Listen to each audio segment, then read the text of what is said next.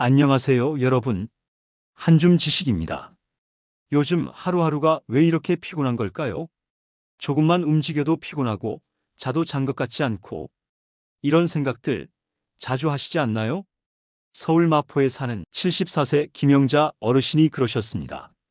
늘 무기력하고 조금만 움직여도 지치고 잠도 깊이 들지 못했죠. 그런데 딸의 권유로 생활 속에서 딱 3가지 습관만 바꾸고 모든 게 달라졌습니다. 지금은 매일 산책하고 손주들과 웃고 주변 분들이 얼굴이 환해졌다고 말할 정도라고 해요. 그 비결이 뭐였을까요? 바로 수면, 식사, 그리고 운동, 이 3가지입니다. 누구나 알고 있는 말 같지만 그 안에 노화를 늦추고 삶을 바꾸는 비밀이 숨어 있습니다. 지금부터 그 이야기를 하나씩 함께 나눠볼게요. 영상 시청하시기 전에 구독과 좋아요를 눌러주시면 일상생활의 다양한 노하우를 빠르게 받아보실 수 있습니다. 그럼 오늘의 한줌 정보 시작합니다. 첫 번째는 수면입니다. 많은 분들이 이렇게 말씀하세요. 원래 나이 들면 잠이 얕아지잖아요. 새벽에 깨는 것도 자연스러운 거지 뭐. 하지만 그거 아시나요? 나이가 들어도 깊이 잠드는 법은 분명히 있습니다. 미국 국립노화연구소에서는 노년기의 수면 변화는 나이 때문만은 아니며 습관과 환경에 따라 충분히 개선될 수 있다고 합니다. 다시 말해, 우리가 어떻게 잠드는지를 바꾸면 우리 몸도 기분도 기억력도 바뀐다는 뜻입니다. 잠이 중요한 이유는 뭘까요? 기억력 회복, 면역력 강화, 감정 조절 능력 향상, 세포 재생과 독소 배출, 즉 수면은 가장 자연스럽고 강력한 회복제입니다. 그럼 좋은 수면을 위해 우리는 무엇을 해야 할까요? 첫째, 잠들기 1시간 전엔 TV나 스마트폰을 끄세요. 이건 단순히 눈을 쉬게 하기 위한 게 아닙니다. 이들 기기에서 나오는 청색광은 우리 몸속의 뇌에게 아직 낮이야라고 착각하게 만들고 수면 호르몬인 멜라토닌의 분비를 방해합니다. 잠들기 전까지 뉴스를 보거나 드라마를 보면 흥분, 긴장, 감정 자극이 뇌를 계속 깨워놓습니다. 그러니 아무리 누워 있어도 잠이 오지 않고 오더라도 깊은 수면에 들기 어려운 거죠. 그렇기 때문에 잠들기 1시간 전에는 TV와 스마트폰을 꺼야 효과적인 수면을 유도할 수 있습니다. 둘째, 조명을 낮춰주세요. 밤에 형광등이나 백색 조명을 켜두면 뇌가 낮과 밤을 혼동하게 됩니다. 그 결과 생체 리듬이 흔들리고 수면의 질이 나빠지게 되죠. 은은한 노란빛의 조명은 뇌가 자연스럽게 멜라토닌을 분비할 수 있도록 도와줍니다. 빛이 너무 강하지 않도록 조광기나 작은 스탠드를 활용해 보세요. 이것만으로도 수면 환경이 완전히 달라질 수 있습니다. 셋째, 따뜻한 물에 손이나 발을 담그세요. 이건 단순한 족욕이 아닙니다. 몸의 말단, 특히 발을 따뜻하게 해주면 말초혈관이 확장되어 혈액순환이 좋아지고 신부 체온이 서서히 떨어지면서 몸이 자연스럽게 수면 상태로 들어갈 준비를 하게 됩니다. 5분만 담고도 체온 조절과 심리적 안정에 큰 도움이 됩니다. 특히 발을 따뜻하게 해주는 것만으로도 밤새 깨지 않고 깊은 수면을 유지할 수 있다는 연구 결과도 있습니다. 넷째, 책을 10분만 읽어보세요. TV나 스마트폰 대신 종이책 한 권, 그것도 짧은 수필이나 시집 정도면 충분합니다. 책을 읽는 동안 우리는 자극적인 화면 대신 조용한 템포에 집중하게 되고 자연스럽게 뇌의 흥분이 가라앉고 심박수가 느려지며 긴장이 풀리게 됩니다. 무엇보다 나만을 위한 조용한 시간이라는 점에서 심리적 안정감도 큽니다. 이 4가지를 모두 다 하시라는 게 아닙니다. 단 하나만이라도 실천해 보세요. 오늘 밤 여러분의 잠이 달라질 수 있습니다. 건강을 지키는 습관 2번째는 바로 식사입니다.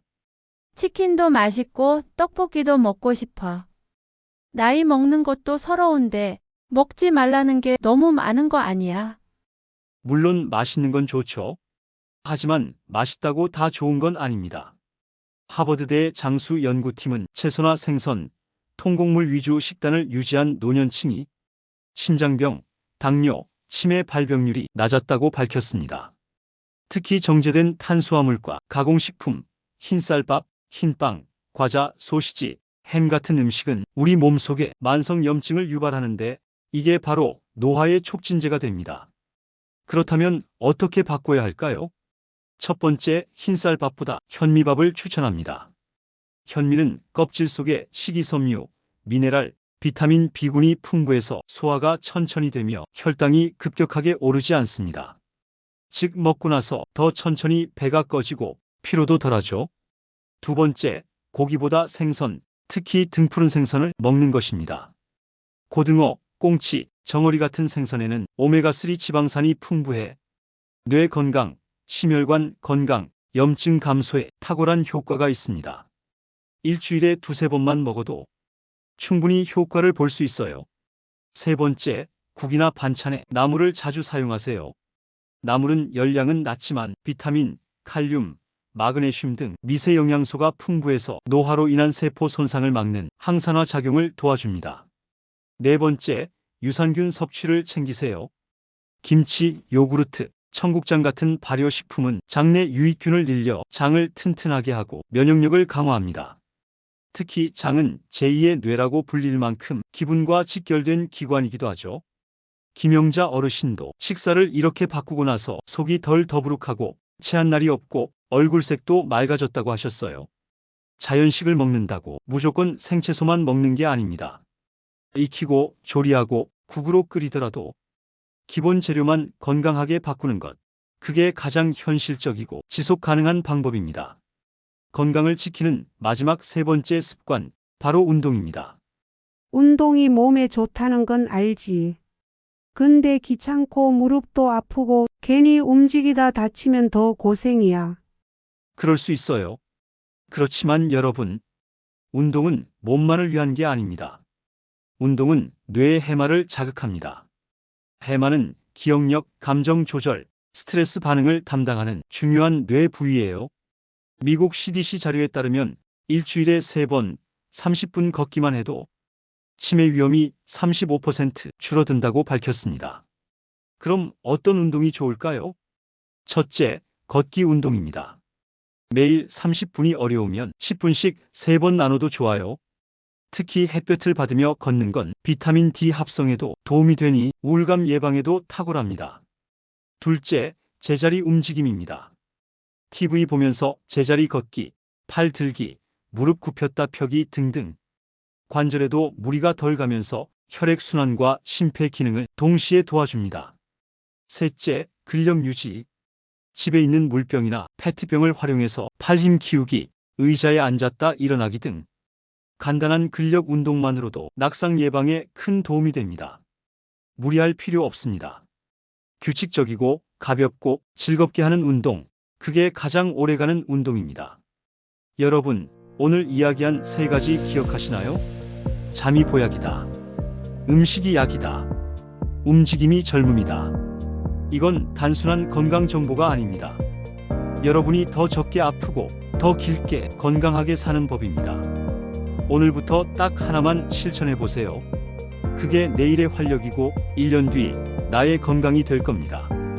이뿐만 아니라 여러분만 아는 건강의 비밀이 있다면 댓글로 남겨주세요. 여러분의 이야기가 또 다른 누군가의 희망이 될 수 있습니다. 영상이 유익하셨다면 좋아요, 구독 부탁드리고요.